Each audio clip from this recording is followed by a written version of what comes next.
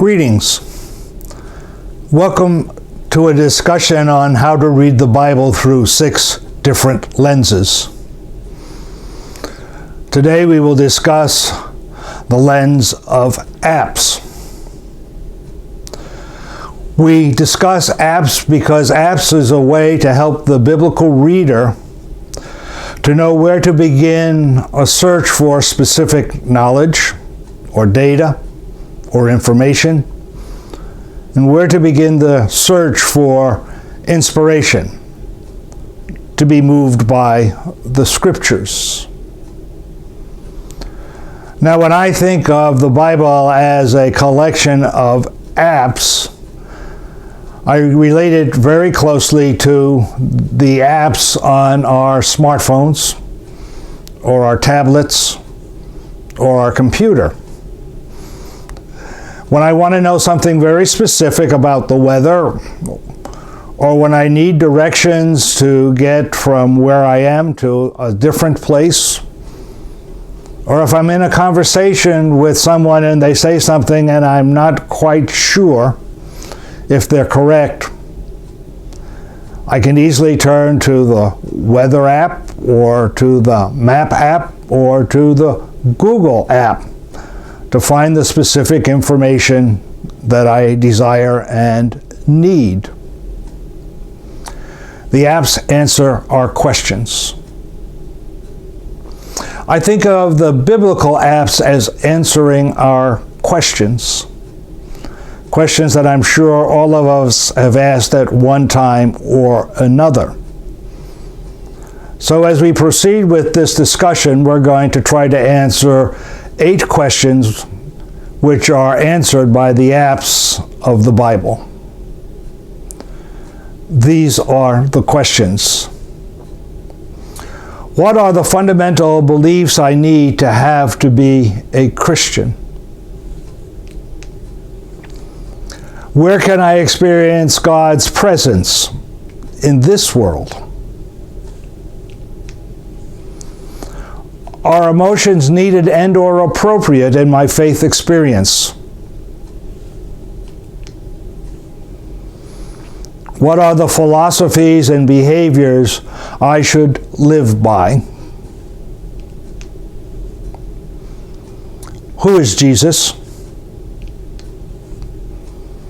What is the mission of the church in this world?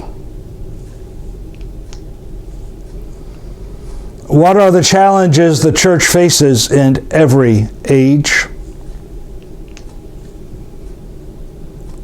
And what happens when Jesus comes the second time?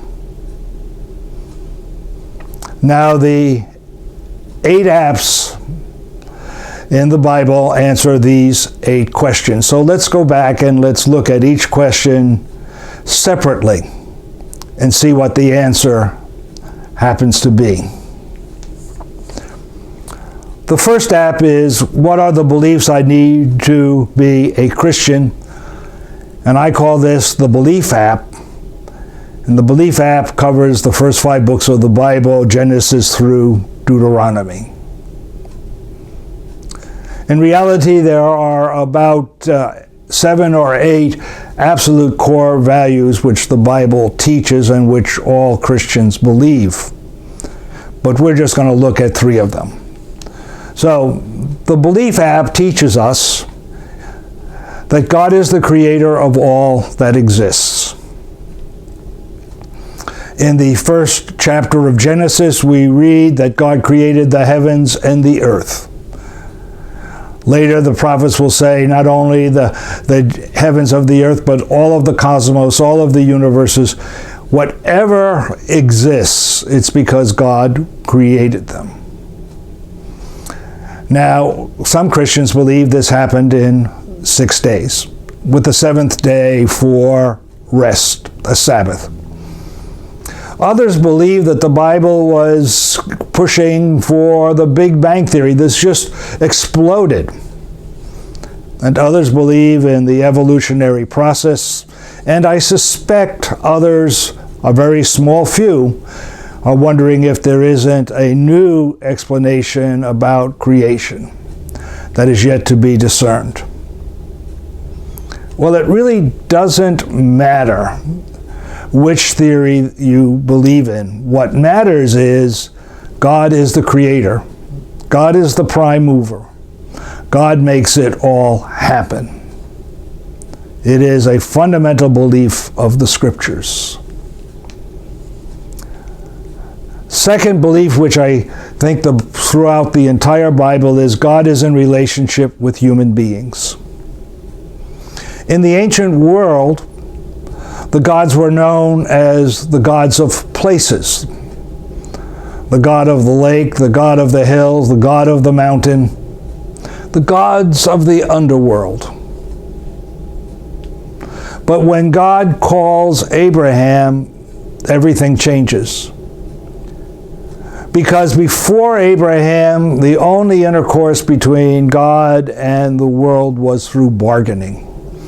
A human being would offer to do something if the God would respond the way the human being wanted the response to be.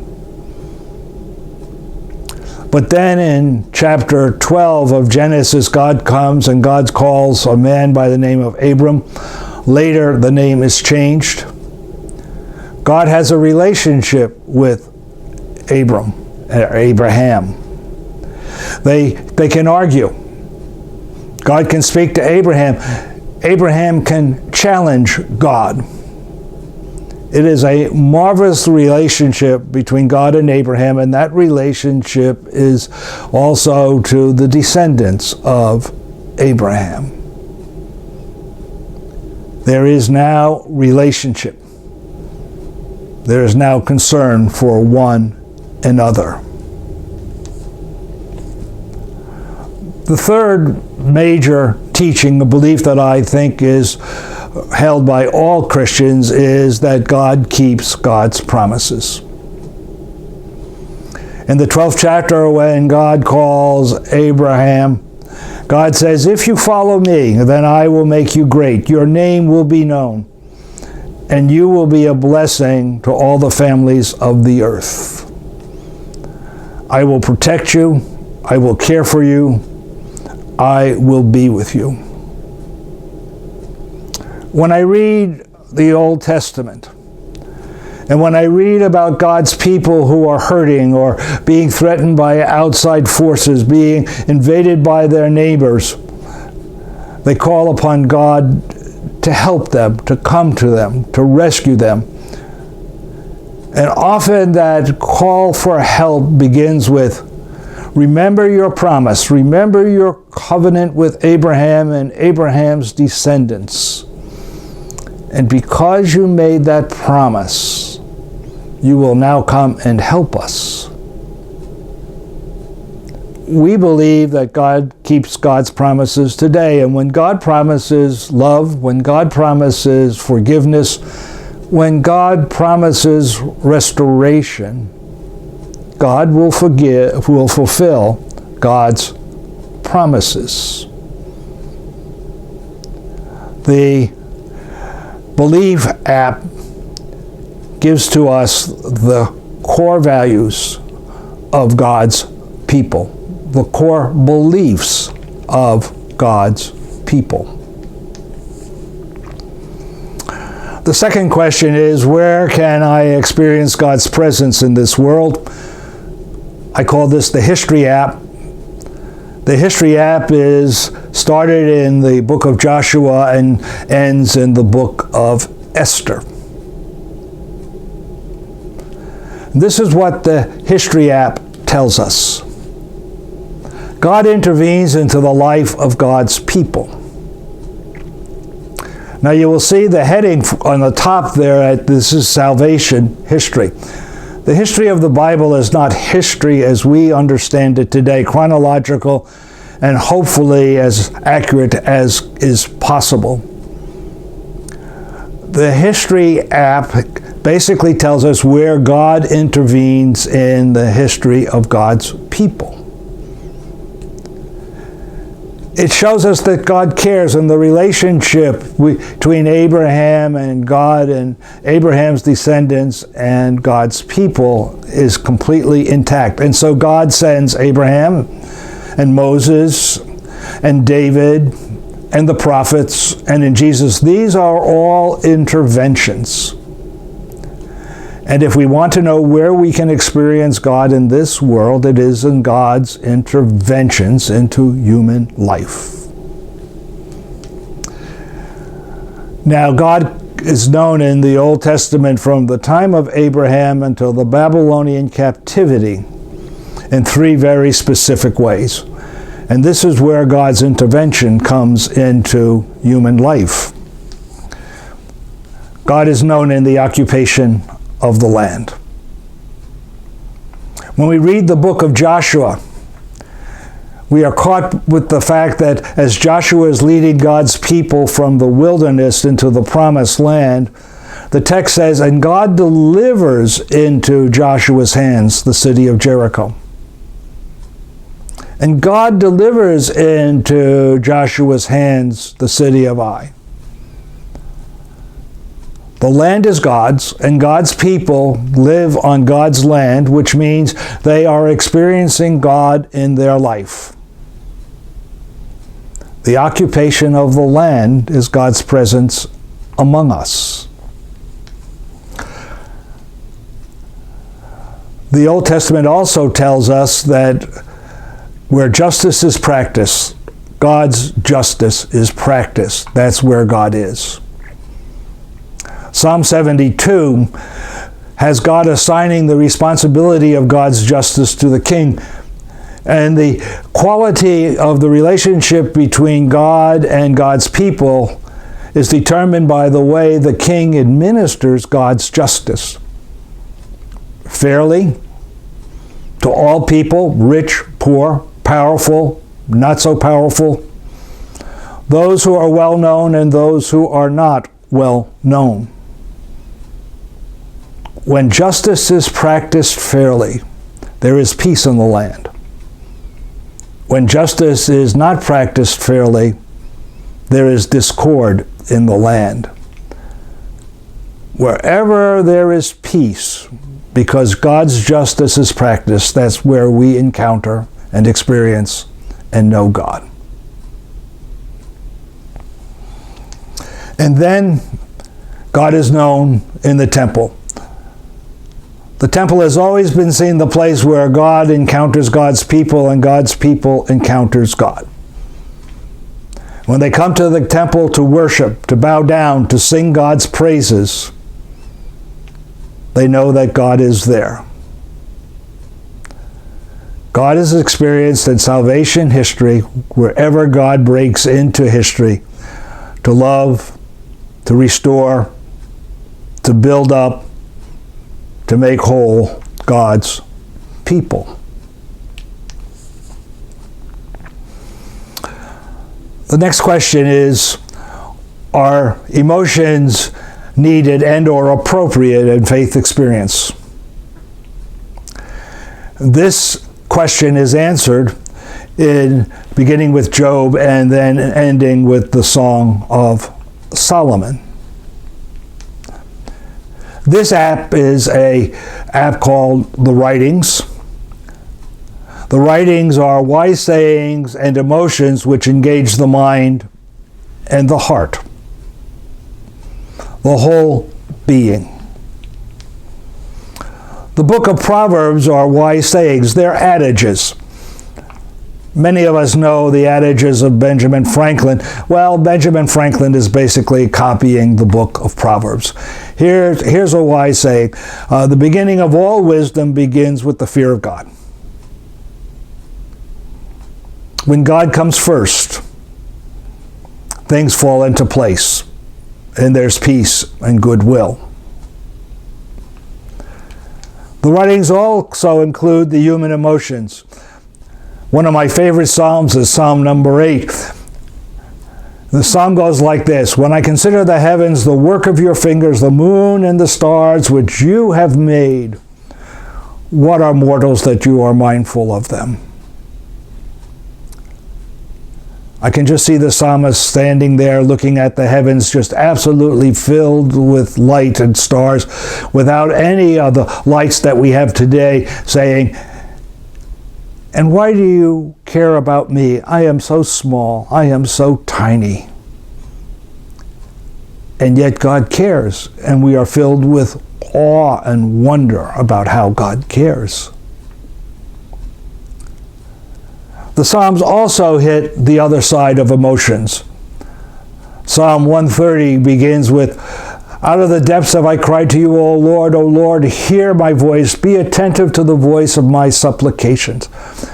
And we feel the fear and the hurt and the pain and the desperation as the psalmist cries out. And then the psalm turns and says, "But there is forgiveness with you, that you may be feared." And the relationship can be restored. The writings encompass mind, heart, soul, body, our imaginations and our feelings and our emotions, and they are certainly appropriate in our faith experiences.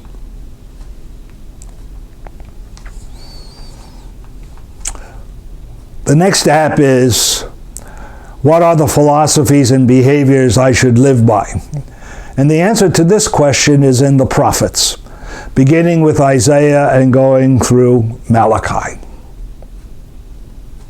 Now, as we look at this app, we need to be aware that the prophets are not foretellers of the future.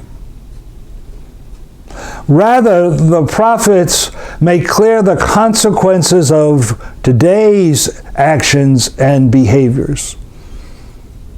They are commentators on the beliefs, the lifestyles, the attitudes of God's people. The prophets say this: if you continue to worship false gods, if you don't worship God, God's not going to fight for you when the foreign enemies come against you in foreign armies. You're on your own. Or if you do not practice justice where all people are treated equal, there's going to be great discord in the land. The consequences of dysfunctional behaviors is forefront in all of the prophets, as we need to be aware of the negative consequences when we disobey what God asks us to do. Because the prophets are commentators, because they point out in sometimes very graphic ways the consequences to God's people, they are considered the gadflies of society. They're the conscience of society. They are the ones who define what's right, wrong, good, evil, according to God's words. Therefore, if we read the prophets, we're going to be reading about the philosophies and the behaviors that are pleasing to God and the philosophies and the behaviors that are not pleasing to God.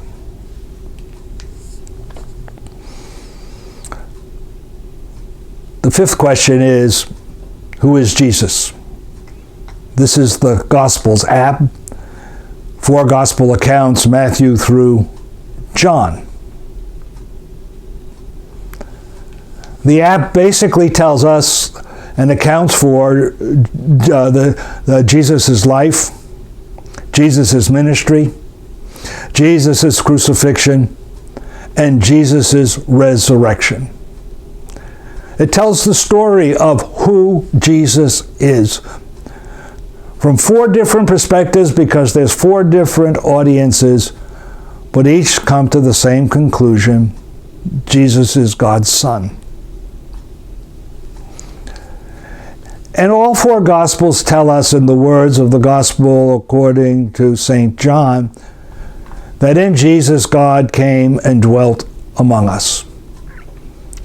In the Old Testament, God comes and dwells amongst God's people in the tent of the tabernacle as they walked through the wilderness. God comes and dwells among God's people in the temple, because the temple is where God and people meet.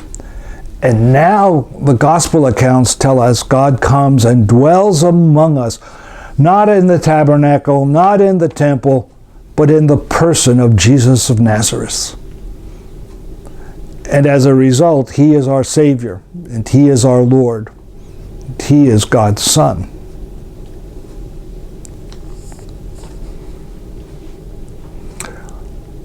In today's world, we ask the question, what is the mission of the church in this world? And the answer to that question is in the book of Acts. Acts records the transformation of a very small Jewish group, a Jewish sect, into a worldwide body, a worldwide church. And in that transformation, the church's mission is to continue Jesus' ministry in this world.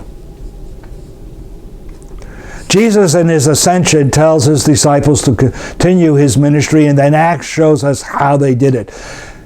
And what's astounding is these ordinary human beings, males and females, actually do what Jesus did. Peter preaches to large crowds, Pentecost. Peter raises Tabitha from the dead.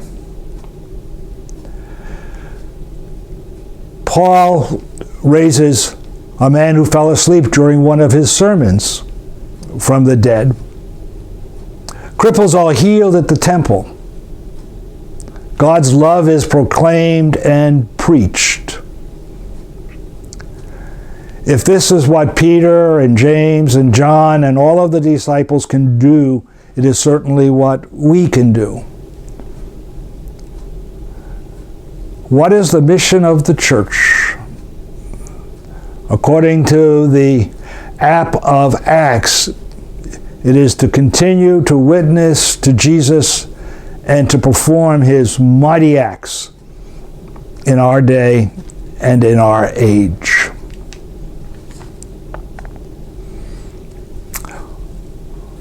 What are the challenges of the church? We find this in the epistles, beginning with Romans and ending in Jude. Now, the epistles are specific advice addressed to specific challenges. Most of the epistles are written to a particular congregation that is facing a particular issue. And so the epistles offer theological insight on how we should think in God's terms about the issue at hand. The epistles teach us how to celebrate the sacraments and how to worship.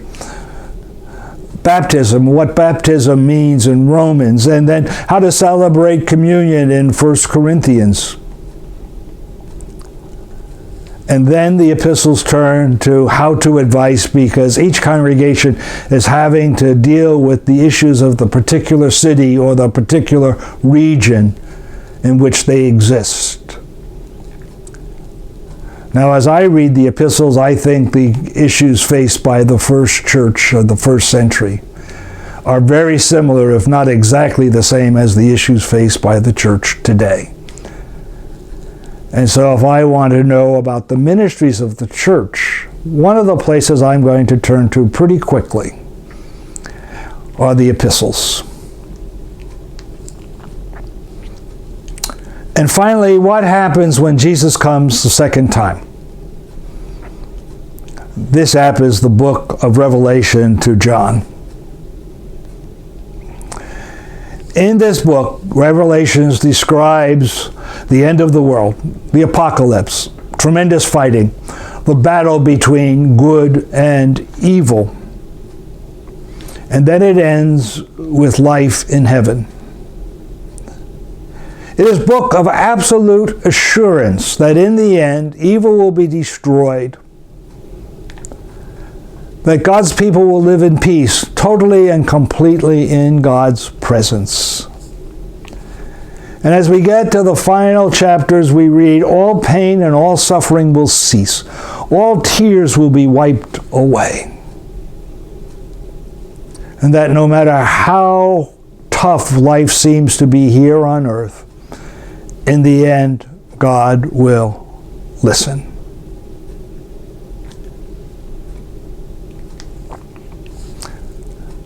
The lens of apps is a lens that helps us start where there's a concentration of what we want to know.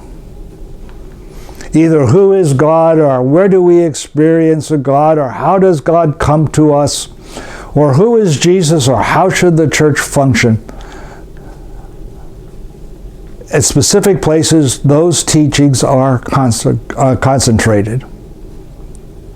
And in so doing, and in so knowing where certain things are concentrated, we find that it makes Bible reading much more easy and much more understandable.